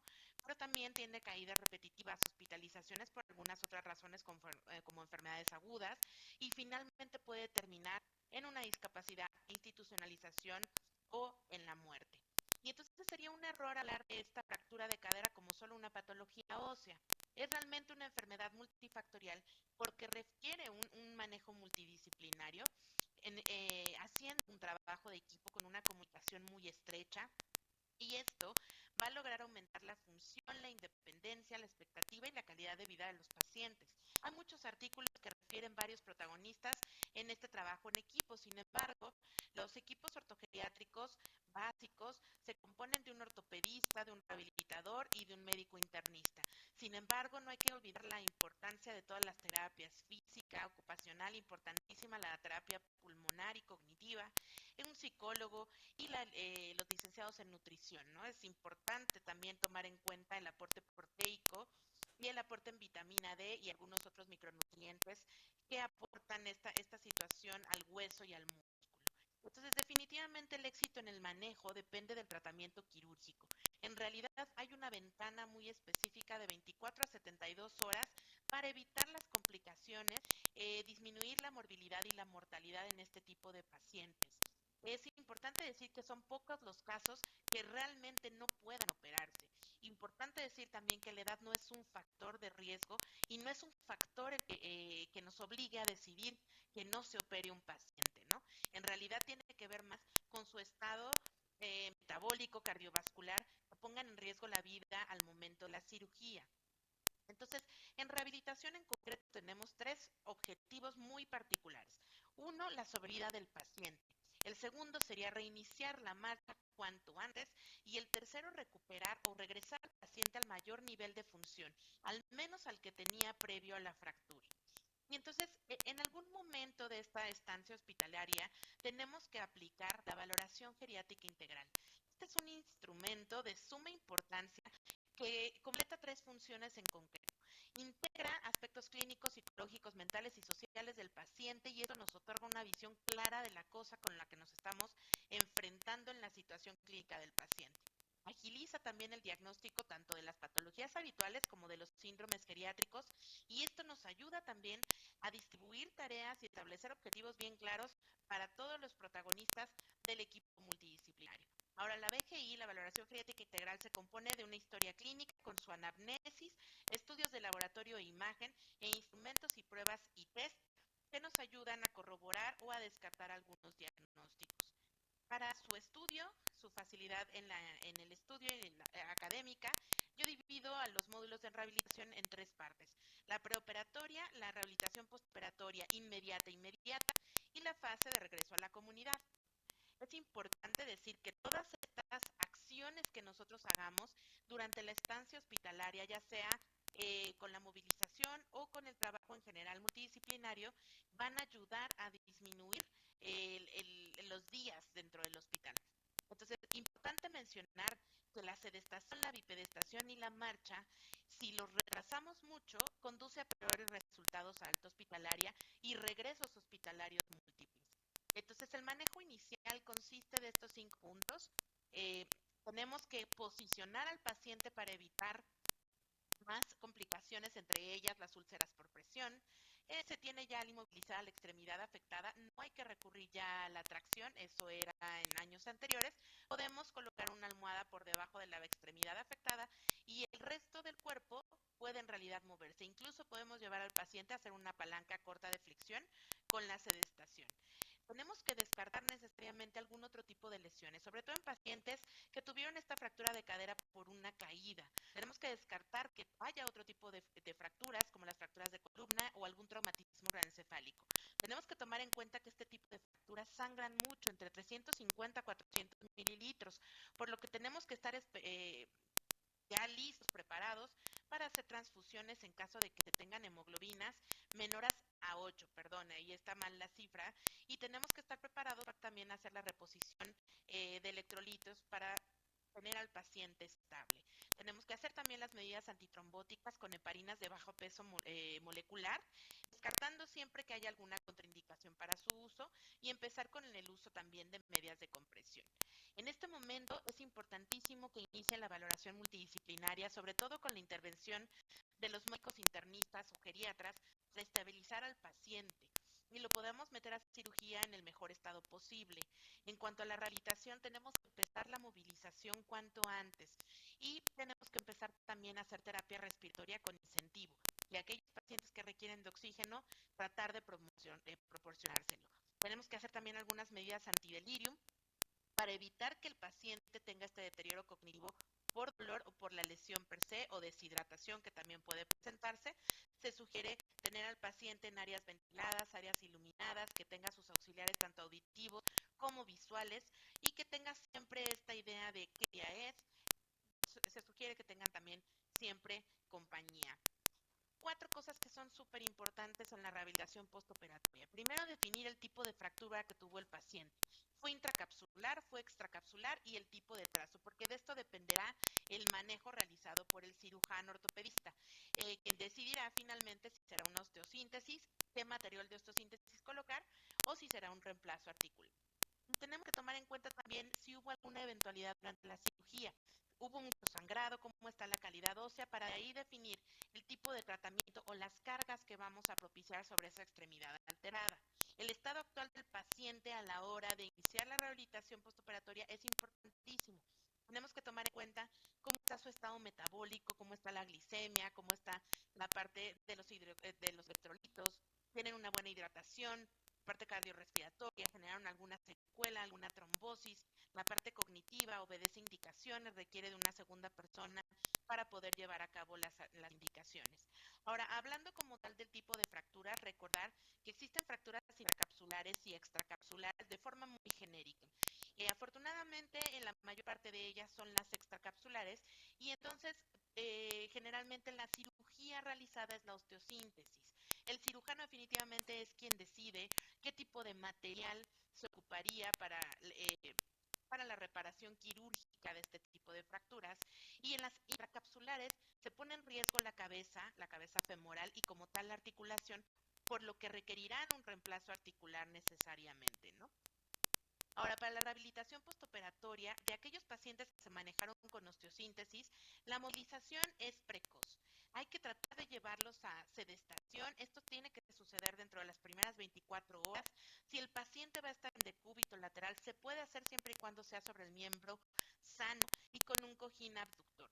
Tenemos que iniciar la bipedestación, empezar con esta carga propioceptiva y a tolerancia a la marcha si es que el paciente ya es capaz de realizarlo, ¿no?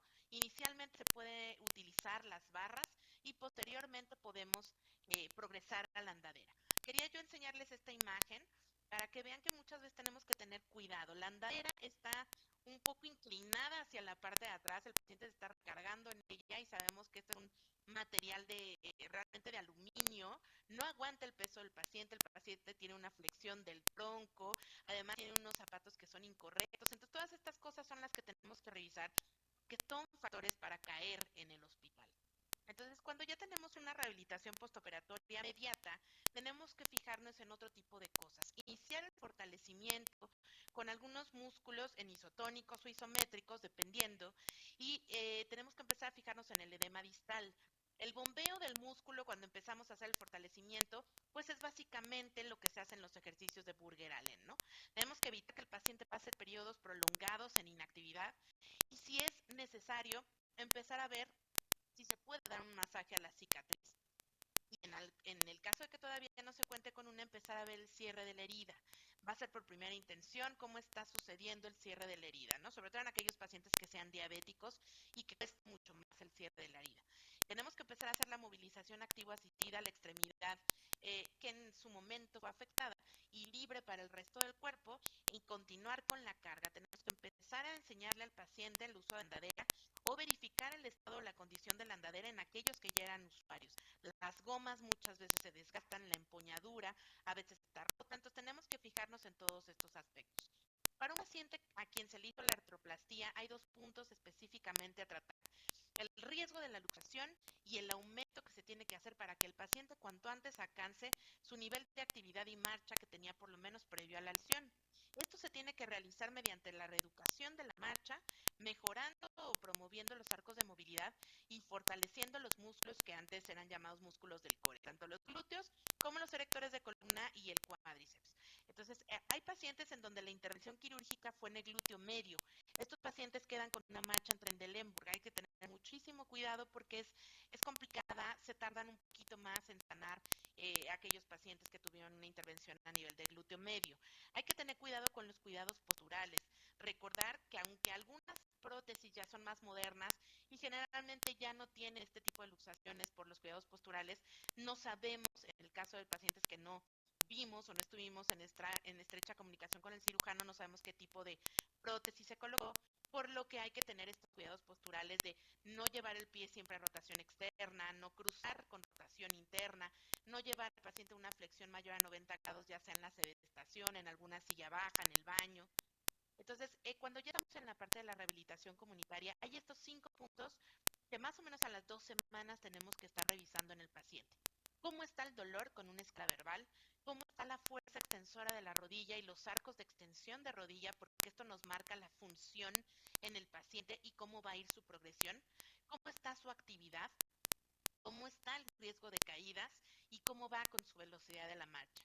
En esta plática les pongo aquí algunos de los cuestionarios o de los instrumentos que se pueden utilizar para valorar cada una de estas cosas, ¿no?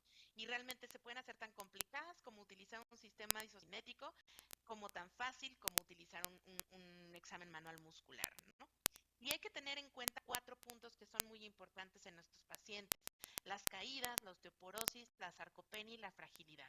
Casi siempre estos pacientes que tienen una fractura de cadera por fragilidad, estos 4 los tienes ya por default. Las caídas hay que investigar cuál fue la causa de que se cayeran. ¿Fue extrínseca? ¿Fue alguna situación en las barreras, la iluminación, pisos mojados? ¿Fue su mascota que se colocó quizá en la parte de atrás? ¿Cómo está el calzado? ¿Fueron un auxiliar de la marcha mal prescrito o en malas condiciones? ¿O es un factor intrínseco? El paciente está teniendo vértigo, está teniendo síncopes por algún mal estado cardiovascular o neurológico, está teniendo a lo mejor claudicación intermitente, una situación musculoesquelética o de columno lumbar estrecho. En cuanto a la osteoporosis, un paciente con fractura de cadera por fragilidad se considera ya con una osteoporosis severa y requiere manejo con tratamiento, que se puede hacer con terapia anabólica o se puede hacer mediante bifosfonatos, que son los antirresortivos. Recordad que la terapia anabólica produce o ayuda a la producción ósea, y la terapia con bifosfonatos actúa a nivel de los osteoclastos, inhibiendo la resorción ósea, ¿no? También hay que recordarle al paciente que hábitos como el alcohol y el tabaco producen la inhibición de la producción ósea, valga la redundancia, ¿no? Igual sucede con los medicamentos esteroides. Entonces, en estos pacientes hay que iniciar los ejercicios con carga, que nos ayudan en general para la producción de más hueso. Hay que tener en cuenta la parte de la nutrición con alimentos ricos en calcio y vitamina D. Y casi todas las guías internacionales actuales recomiendan una dosis altísima de vitamina D con su metabolito colecalciferol, casi de 2.000 unidades al día de vitamina D, que no podemos definitivamente alcanzar con la dieta y que tenemos que suplirla, ¿no? Mediante algún suplemento alimenticio. En cuanto a la sarcopenia, hay que hacer un screening, un tamizaje con instrumentos como lo es el SARC-F o el SARC-F-CALS, en donde si tenemos más de 4 puntos, prácticamente tenemos el diagnóstico de sarcopenia y estaríamos obligados a realizar test de función de desempeño físico, medir la fuerza, que ahora el Grupo Europeo de Sarcopenia nos dice que es lo más importante para definir sarcopenia. ¿Cómo está la fuerza? No tanto la cantidad de músculo. ¿Cómo está la fuerza? Para saber la cantidad muscular podemos utilizar algunos estudios de imagen como el DEXA, ¿no? La densitometría ósea, la TAC, la resonancia magnética, y otra vez nos marcan el ejercicio como una de las soluciones, solo el ejercicio de resistencia para mejorar estas fibras musculares que se van perdiendo en la sarcopenia. Y otra vez aparece de manera protagónica la vitamina D y el consumo de proteínas a un nivel de 1.2 gramos por kilogramos.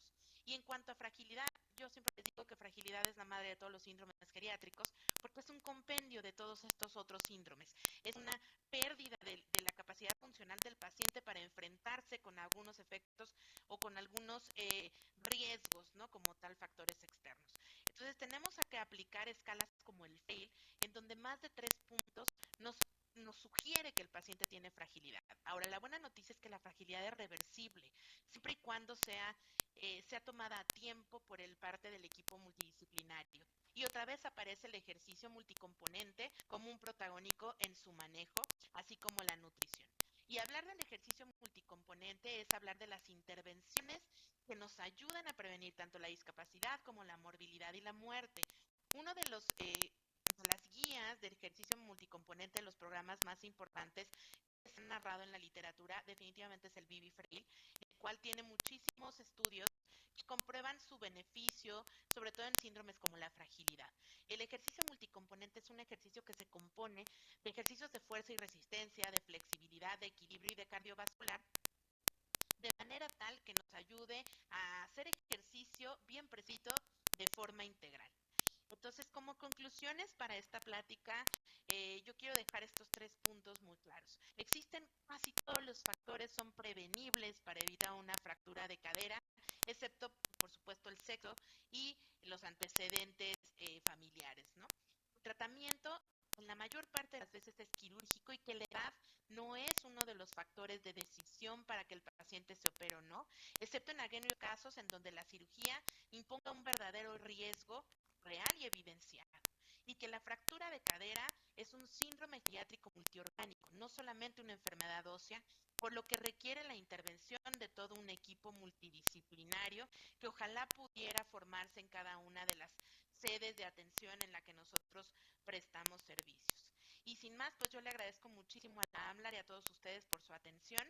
Quedo a sus órdenes por cualquier duda o comentario en el correo electrónico que aparece en su pantalla, y pues con mucho gusto de recibirlos en México cuando vengan por acá en el Instituto Mexiquense para la Discapacidad. Les agradezco muchísimo su atención y les mando un cordial saludo y todo mi cariño desde acá. Muchísimas gracias.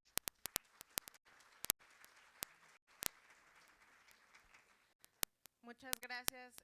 Le vamos a transmitir todo este cariño con el que le brindaron el aplauso. Y bueno, vamos a pasar a nuestra siguiente charla. Está a cargo de la doctora Arabeli Carrera. Nos va a hablar acerca de la importancia de la movilización temprana en UCI. La doctora Carrera es médico cirujano de la Universidad de San Carlos de Guatemala. Ella es maestra en ciencias médicas con especialidad en medicina física y rehabilitación.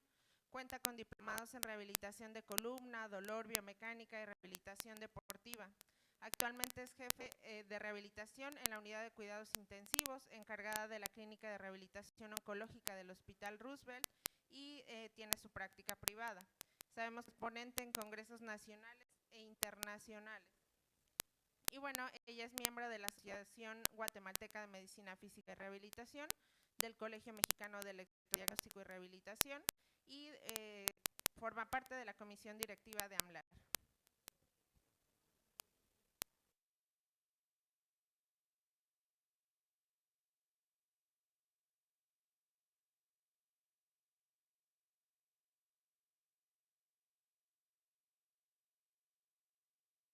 Trata como de integrar todas esas áreas que pues también son importantes, pues, la rehabilitación, y vamos a hablar un poquito de la medicina temprana del intensivo, que es una área como que a veces parece bastante, que nos da un poco de miedo movilizar a nuestros pacientes, ¿no? Entonces vamos a hablar un poquito del impacto del reposo, de los criterios de movilización temprana, del impacto de la medicina temprana y pues cómo cambia la calidad de vida de nuestros pacientes. Entonces, en un paciente en general, en unidad de cuidados intensivos, hay que considerar tres cosas principalmente, y la primera es la patología base que llevó nuestro paciente en unidad de cuidados intensivos. Luego, nuestro famoso desacondicionamiento físico que todo paciente por estar de reposo más de 24 horas va a desarrollar. Y por último, pues también la debilidad adquirida en unidad de cuidados intensivos, que nuestros pacientes pues tampoco están exentos de tener. Entonces, pues nada más recordando un poquito todo lo que puede pasar en el descansamiento físico, sin que le agreguemos la patología de base, ni tampoco la debilidad adquirida en unidad de cuidados intensivos. Entonces, vamos a pasar un poquito más como a la parte de qué hacemos con el paciente. Y estas se las traje y se las coloqué acá, porque si vemos el cómo impacta, si nosotros movilizamos a nuestro paciente, en cuánto puede o no reducir la ventilación mecánica, cuántos tiempo van a pasar unidad de cuidados intensivos, como por ejemplo el primer pico que vemos en celestito, que es un paciente que no vamos a movilizar, y el siguiente, el de abajo, que es un poco más oscuro, el paciente que movilizamos. Y por supuesto tenemos también parte de cuántos días pasa nuestro paciente en unidad de cuidados intensivos. Reduce la estancia de cuidados intensivos si movilizamos a nuestro paciente tempranamente.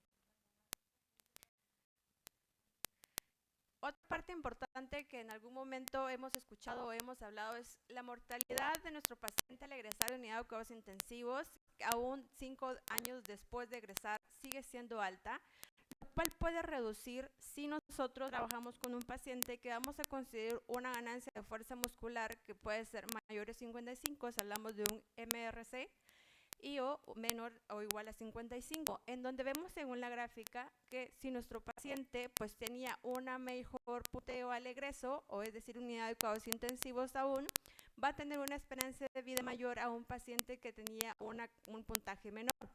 Esto se puede igual asociar a cuánto pasa nuestro paciente en ventilación mecánica, y si combinamos las dos variables, que es la que vemos en la última gráfica, vamos a ver cómo un paciente que tiene una mejor fuerza o una mejor puntaje de MRC y un menor tiempo de ventilación mecánica va a tener una mejor esperanza de vida al egreso que un paciente que no.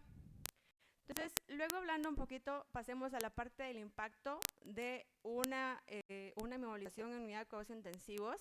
Y pues rápidamente vamos a pasar por este flujograma con el que pues, le enseño a mis residentes qué realmente es lo que pasa. Y pues me gusta porque de forma muy resumida les coloca todo lo que pasa en unidad de cuidados intensivos. Y es que pues tenemos nuestro hecho desde que vamos a tener alteraciones musculares, donde va a haber una denervación, igual va a haber una isquemia, por lo mismo de que hemos visto pues por el reposo prolongado, y a esto también agregamos toda la parte de que tenemos toda la parte endocrina, donde va a aumentar el catabolismo y reducir el anabolismo. Además, es importante considerar que en el tiempo de unidad de cuidados intensivos vamos a tener una modificación a nivel mitocondrial, en donde vamos a tener mayor disfunción mitocondrial y eso va a reducir, pues, por supuesto, la producción de ATP.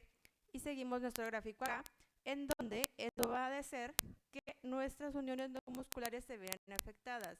Esto lo que lleva a que nuestros pacientes de unidad de cuidados intensivos hagan una debilidad adquirida en estos servicios. Eso hace que pues, luego tenemos ya una miopatía o una neuropatía de unidad de cuidados intensivos. Otra parte importante que es considerado dentro de esto es cuál es el impacto que tiene una ventilación mecánica en nuestro paciente. Así como en cualquier músculo realmente, en el diafragma vamos a tener nosotros aquí el cómo el reposo va a hacer que en menos de 12 horas de que nuestro paciente haya estado ventilado o haya iniciado con soporte ventilatorio, vamos a empezar a reducir la masa del diafragma, donde vamos a tener una producción excesiva de radicales libres, los cuales van a activar las calpasas y las calpaínas que vienen a destruir la masa muscular y pues eso es lo que nos va haciendo esa reducción del grosor del diafragma. Pero aquí un poquito la parte de cuando inicio con mi paciente, si es que cuando me lo envían y yo pues si cuando me lo piden que lo movilice, pues lo hago o no lo hago, ¿no? En el 2018 salió un consenso en las cuales nos dan unas guías de cómo algunos parámetros a tomar en cuenta para monitorear a nuestro paciente. En donde tomamos en cuenta, o aquí les coloqué los principales, por supuesto, todo un listado, pero estos son los que principalmente utilizo. Y en este caso es la presión arterial sistólica, en donde tenemos aquí los rangos, que pues no lo vamos a leer para que logremos avanzar un poquito en la presentación, pero otra parte importante, por ejemplo, es nuestra frecuencia cardíaca, la cual termina siendo un poco relativa si consideramos la patología base de nuestro paciente. Que, por ejemplo, si hablamos de un paciente con Guillain-Barré, que pueden hacer disautonomías, pueden tener taquicardias y no necesariamente ser una indicación para que movilice mi paciente. Otra parte importante, si hablamos de un paciente que está bajo ventilación mecánica, es su acoplamiento al ventilador. Si tengo mi paciente que no está acoplado, definitivamente no voy a iniciar un proceso de rehabilitación. La parte del PIP que mencionaron antes los doctores durante el módulo de retención pulmonar es muy importante, tiene que tener menos de 10 en los parámetros. Y otra parte que también resulta un poco relativa es la saturación, ya que si consideramos un 85%, pero consideramos que nuestro paciente que está ingresado en unidad de cuidados intensivos tiene POC, por ejemplo, va a ser un paciente que su basal de saturación igual va a ser menor. Entonces, no necesariamente es una contraindicación para movilizar a mi paciente. Entre otros valores, pues tenemos las partes de los laboratorios, como las plaquetas y la hemoglobina, que realmente si buscamos de plaquetas no existe, como en general para cualquier paciente, cuál debería ser el límite. Sin embargo, si hablamos de pacientes, usamos un poquito la parte oncológica o que tienen patologías de base, es que no sean menos de 25,000 plaquetas. El año pasado, preparando esta charla, encontré este otro guía que pues no varía tanto, que es una guía japonesa, en la cual pues también nos da muchos los similares criterios que vimos anteriormente, en los cuales pues nos da esa idea de que estos son los parámetros que nos dan la seguridad para movilizar a nuestro paciente. Siempre y cuando, por supuesto, que estemos monitorizando la parte cuando están trabajando con él. Algo que aquí les traje en esta gráfica y quería mostrarles, perdón, presioné el cronógrafo. Ahí está. Entonces, era que realmente hay pocos estudios de rehabilitación en el paciente en unidad de cuidados intensivos y son de poca muestra. Existe este análisis que igual es del año pasado, en el cual buscaba ver pues, si le beneficia o no a mi paciente que haga rehabilitación temprana o que haga movilización temprana. Y este estudio realmente no encuentra como que sea tanto el beneficio que podíamos tener con nuestro paciente a corto plazo o a largo plazo, hablando en reducción de estadía, podían ser aproximadamente 2 días, lo que reduciría el si me movilizo o no tempranamente. Luego, donde sí tenía un impacto importante es a largo plazo en la funcionalidad de mi paciente, que va a ser muy diferente de un paciente que no moviliza tempranamente al que sí movilicé. Es como el impacto principalmente que se ha encontrado en los estudios. Esto es lo que les mencionaba, las estancias de unidad de cuidados intensivos, en donde pues, se reduce aproximadamente 2 a 3 días en muchos de los estudios, y en otros, pues, por supuesto, que lo que más reduce es el cuánto tiempo toma para que el paciente pueda regresar a la unidad de cuidados intensivos, que si consideramos si trabajamos en un hospital donde sí hay encamamiento, son pacientes que a los meses regresan por alguna complicación por la unidad de cuidados intensivos o por la estancia hospitalaria, ¿no? Hay recientemente pues muchos estudios, todos son del año pasado, en los cuales buscan como cuál es la actividad que le puedo poner a hacer a mi paciente. Realmente este es el único que encontré que lo clasifica como en niveles de lo que podría hacer yo con el paciente. Al final recordemos que todo debe ser individualizado, pero pues nos da como una pequeña pauta de qué podríamos o no hacer. Entonces, antes de pasarles a como los niveles que tiene, les quería mostrar acá, en donde pues aquí nos compara tanto el grupo control como el grupo de la intervención temprana y cuáles son las diferencias que se obtuvieron a corto y a largo plazo.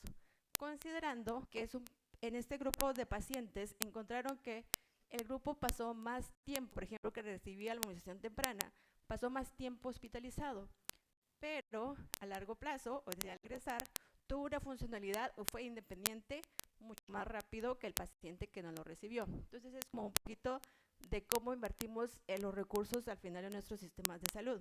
Entonces, como podemos ver en esta gráfica, y vemos, por ejemplo, nuestra evaluación MRC, en donde un paciente con intervención tiene 50 puntos y un grupo control tiene 37. Y yo, por ejemplo, cuánto tiempo duró en la ventilación mecánica, en donde la intervención tiene 6.7 días, mientras el grupo control tiene 8.9 más o menos, ¿no? Entonces, este estudio pues buscaba como esas intervenciones, y la parte es cómo los clasificamos. Ellos consideraban que teníamos estos 5 niveles de abordaje o de cómo clasificar a nuestro paciente, desde nivel 1, que era pues nuestro paciente que va todo pasivo, hasta un nivel 5, que es un paciente ambulatorio. En donde acá pues nos ponen como pequeñas pautas que utilizaron ellos en este estudio, en qué es lo que lo ponían a trabajar a nuestro paciente. Eso nos da